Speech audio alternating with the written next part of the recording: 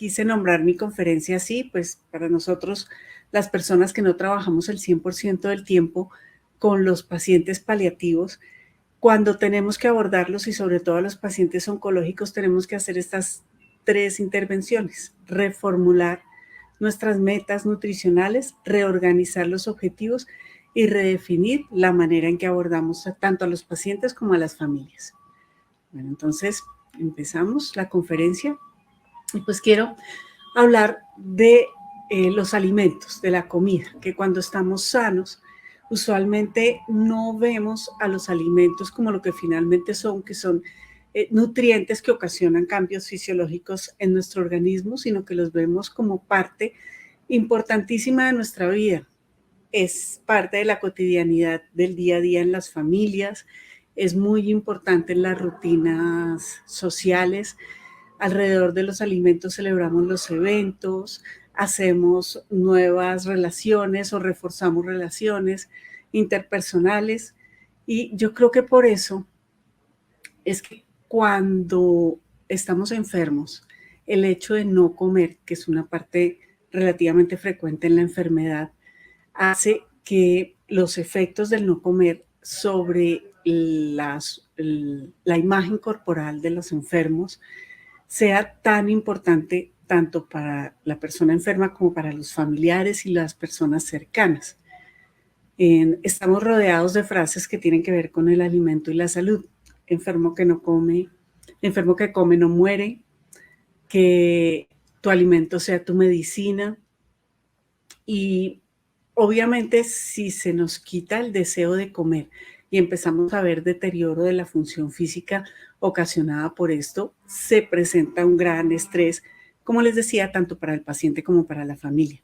Los efectos de no comer y los efectos de la enfermedad ocasionan pérdida de peso, pérdida de la funcionalidad y pérdida del apetito, que todos ellos influyen en el pronóstico del paciente y en su calidad de vida.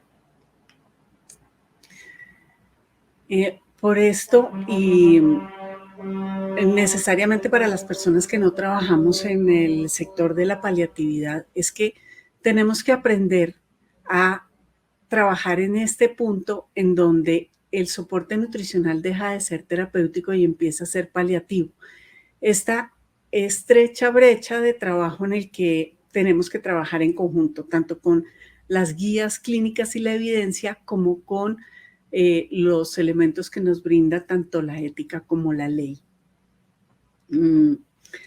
Desde hace algún tiempo nos dicen que iniciar el cuidado paliativo tempranamente en la enfermedad del paciente ayuda tanto a mejorar significativamente la calidad de vida como a disminuir la intensidad de los síntomas de los pacientes. Y por eso la tendencia es a que reduzcamos esta manera de trabajar dicotómica en la que por un lado estaba el grupo tratante, que una vez el paciente se considera paliativo, hacíamos un paso a un lado y el trabajo continuaba o la intervención seguía siendo únicamente a nivel de cuidados paliativos.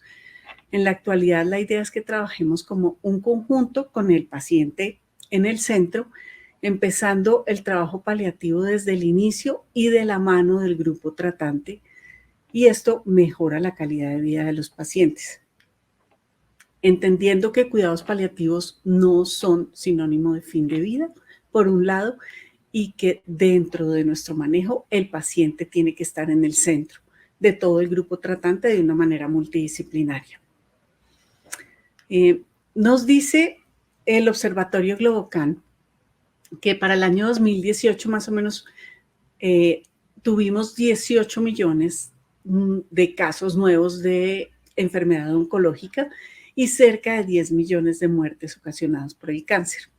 De estos nuevos casos, algunos se van a curar y otros van a tener enfermedad activa que puede llegar a durar meses o años, porque tanto la calidad como la cantidad de las intervenciones en contra de la enfermedad oncológica han aumentado, haciendo que el cáncer se convierta en una más de las enfermedades crónicas que desde el punto de vista nutricional y metabólico se va a comportar como tal, con una dupla de inflamación y nutrición que va a ocasionar cambios en el metabolismo que ya vamos a ver. Les traigo un cuadro en donde vemos la diferencia de los tipos de desnutrición dependiendo de si hay presencia o no de enfermedad.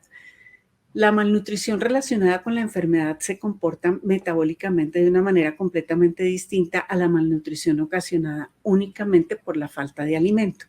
Y es ahí en donde encontramos en este cuadro la malnutrición ocasionada por enfermedad con inflamación. Tenemos dos tipos de malnutrición relacionada con la enfermedad. La malnutrición ocasionada por la enfermedad aguda, que es la que vemos en nuestros pacientes que recibimos en urgencias, en unidades de cuidado intensivo, los que van a salas de cirugía para cirugías grandes, y la malnutrición asociada a la enfermedad crónica, conocida como caquexia.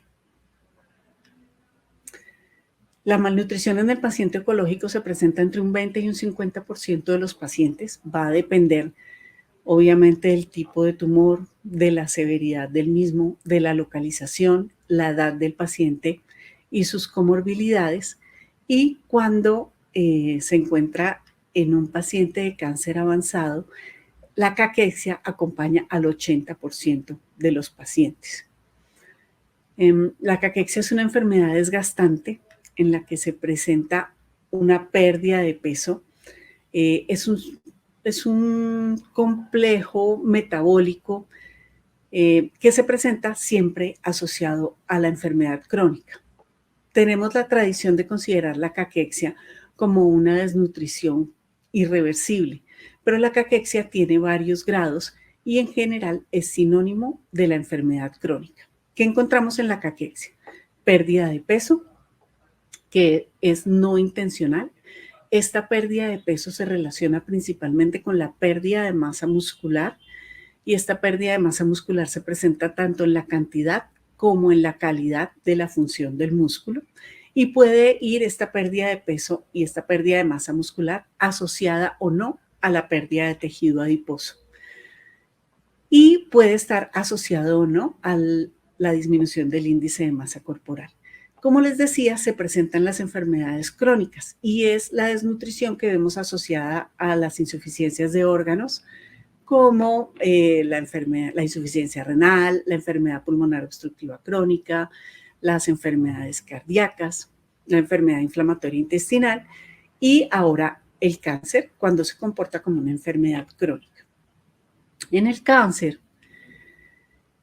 encontramos, como les decía, la caquexia es un proceso complejo en donde se ve una respuesta inmune alterada asociada a un problema tanto hormonal como inflamatorio y que va a ocasionar en el paciente múltiples síntomas: anorexia, pérdida de peso, fatiga y dolor y depresión, y todos van a llevar a la pérdida de peso y a la pérdida del apetito. En 2011, el grupo del doctor Kenneth Firon nos definió la caquexia relacionada con cáncer con las siguientes características: la pérdida de peso mayor al 5% en los últimos 6 meses, que generalmente se asocia a pérdida de masa muscular, con o sin pérdida de grasa, y una disminución del índice de masa corporal. Pero últimamente, y debido a que más o menos un 40 a un 60% de los pacientes con cáncer avanzado se encuentran en sobrepeso y obesidad, y de estos pacientes con sobrepeso y obesidad, un 50% se encuentran en riesgo nutricional y un 13% ya tienen diagnóstico de desnutrición, a pesar de estar en sobrepeso y obesidad. Por esta razón, es muy importante ahora tener la detección de el estado de la masa muscular, tanto en cantidad como en calidad, para definir el grado de desnutrición en los pacientes con caquexia y con cáncer avanzado, independientemente del índice de masa corporal. Quiero mostrarles unas imágenes tomadas con TAC y resonancia nuclear magnética que nos muestran la sarcopenia asociada a la enfermedad y a la edad. Aquí esta es una persona enferma, esta es una resonancia en donde nos muestran en rojo la cantidad de masa muscular y en amarillo la grasa visceral. En azul está la grasa subcutánea. Esto en una persona en condición normal y abajo en una persona en enfermedad avanzada, donde vemos una notoria disminución de la masa muscular, sobre todo de la masa muscular paravertebral, y sí hay disminución del tejido graso, pero no en la misma cantidad, en la misma proporción que la disminución de la masa muscular. Y aquí les muestro un corte del cuádriceps de un paciente que no está enfermo. Este es un paciente de la tercera edad, una persona de la tercera edad, en donde vemos que hay un aumento del tejido graso del muslo, una disminución del tejido muscular y una infiltración grasa de este músculo. O sea, hay disminución tanto en calidad como en cantidad del músculo, y eso es lo que buscamos ahora para el diagnóstico de caquexia relacionada con las enfermedades oncológicas. El otro punto importante es la anorexia, que usualmente van unidas tanto la caquexia como la anorexia, pero no necesariamente van juntas. Más o menos una tercera, tres cuartas partes de los pacientes con enfermedad oncológica presentan anorexia en algún momento de la evolución de su enfermedad, y el problema que más presenta esta anorexia es el impacto tanto a nivel físico como a nivel emocional, y es el segundo problema que genera mayor impacto después de la disnea en los pacientes, en las personas que se encuentran en cuidado paliativo. Es muy importante entender que la anorexia no solamente tiene que ver con trastornos emocionales para poderla manejar. Bueno, ya sabiendo a lo que nos enfrentamos, siempre los que trabajamos con nutrición o con soporte nutricional tenemos un objetivo de nuestra intervención, y este objetivo es proporcionar o dar a los pacientes un aporte nutricional. Pero este proporcionar cambia completamente cuando mi intervención es terapéutica, que yo decido dar requerimientos nutricionales y mi objetivo es lograr cubrir estos requerimientos nutricionales de mi paciente. Pero cuando ya entro al ámbito paliativo, lo que debo proporcionar a través de la comida, independientemente de la cantidad, es el placer para el paciente de comer. Y comer en el paciente paliativo empieza a tener muchos impactos, tanto positivos como negativos. A través de la comida, el paciente busca significado de su enfermedad. Para algunos, la comida representa la fuerza para vivir. El no comer puede hacer que él sienta que no tiene fuerzas para recuperar su enfermedad. El dolor y la incomodidad también se pueden presentar al querer comer. Pueden sentir que la comida les ayuda a curar o que les ayuda a retomar el control de la enfermedad. Esta última es muy importante porque durante la enfermedad, y sobre todo en las enfermedades graves, los pacientes sienten que pierden la autonomía respecto a su vida, y muchas veces el decir no quiero comer o sí quiero comer es su manera de demostrar que quieren retomar el control de su vida, por lo menos en las decisiones que deban tomar respecto a la comida. Las vías de aportes las dividimos en tres: la vía oral, la enteral y la parenteral. Y esto no necesariamente es un continuo. Hay pacientes que vamos a poder manejar todo el tiempo con una sola de estas vías, o pacientes que van a necesitar las tres o una sola de ellas. Lo más importante es, al momento de hacer la nutrición en cuidados paliativos, es no olvidar los principios de los cuidados paliativos, tanto en el control de los síntomas como en el apoyo emocional y la comunicación. Y por eso es importante tener en cuenta lo más posible estas tres condiciones. La proporcionalidad, sobre todo pensando en no restringir los alimentos. La enfermedad avanzada ya no es el momento de utilizar las dietas que hacen que la persona restrinja los aportes pensando en lograr dietas sanas que permitan recuperar la salud. Lo que en este momento queremos es buscar placer, y no hay necesidad de restringir ni la cantidad ni la calidad de los alimentos que el enfermo quiera. El confort es porque se debe preferir ante todo el gozo de comer en los pacientes. Y por último, la capacidad de la intervención puede mejorar utilizando comidas enriquecidas y suplementos nutricionales orales. En esta revisión sistemática que se hizo hace relativamente poco, se habla sobre las intervenciones nutricionales en los pacientes con cáncer incurable. Ustedes ven ahí las características de las cualidades que se analizaron durante el estudio, pero no se obtuvieron unos resultados muy claros. Primero que todo, porque no hay una manera muy clara de conocer los resultados que se obtienen a través de las intervenciones. No hay unas medidas específicas. Y en segundo lugar, la deserción de los pacientes de los estudios llegó a ser tan alta como del 40%. Bueno, quiero dedicarle un minuto al hambre, porque el hambre usualmente está ausente en los pacientes que tienen enfermedad avanzada y están muy cerca de la muerte. Y esto hace que alimentar no sea una razón importante pensando en el hambre, a no ser que el paciente quiera comer. Si el hambre no está presente, no hay necesidad de obligar a los pacientes a comer y esto es muy importante. El hecho de que el paciente tenga caquexia o pérdida de peso no es sinónimo de tener hambre y esto ocasiona muchos problemas del paciente con la familia y con las personas cercanas porque hace que haya interacciones angustiosas, mala calidad de vida y estrés en el contacto con ellos, porque siempre al momento de la interacción van a querer que la persona quiera estar comiendo. Incluso los pacientes fingen estar dormidos para no tener que interactuar con la familia porque saben que les van a pedir que coman cuando ellos no lo quieren hacer.